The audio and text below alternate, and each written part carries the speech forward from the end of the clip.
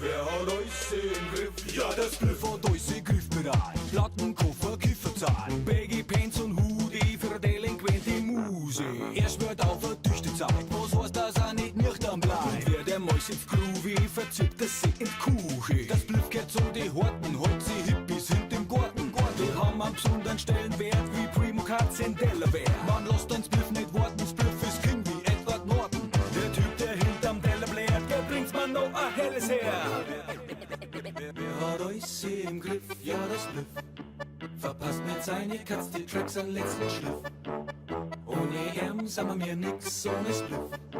Wat man mir schlicht und ergreifend nicht dicht. Er gibt den ganzen Dampf von unserem Hintergesicht. Wer hat euch im Griff? Ja, das Spliff. Wer hat euch im Griff? Ja, das Spliff. Wer hat euch im Griff? Ja, das Spliff. Wer hat euch im Griff? Ja, das Spliff.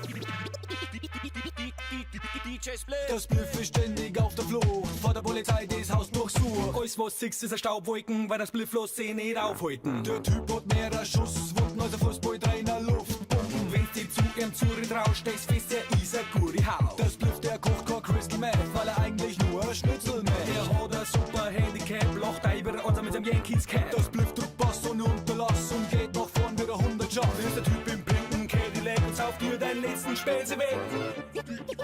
Wer hat euch im Griff? Ja, das Spliff. Verpasst mit seine Katz die Tracks an letzten Schliff. Ohne ihm sagen wir nix ohne Spliff. Wat man mir schlicht und ergreifend nicht dicht. Er gibt den ganzen Dampf von unserem Hintergesicht. Wer hat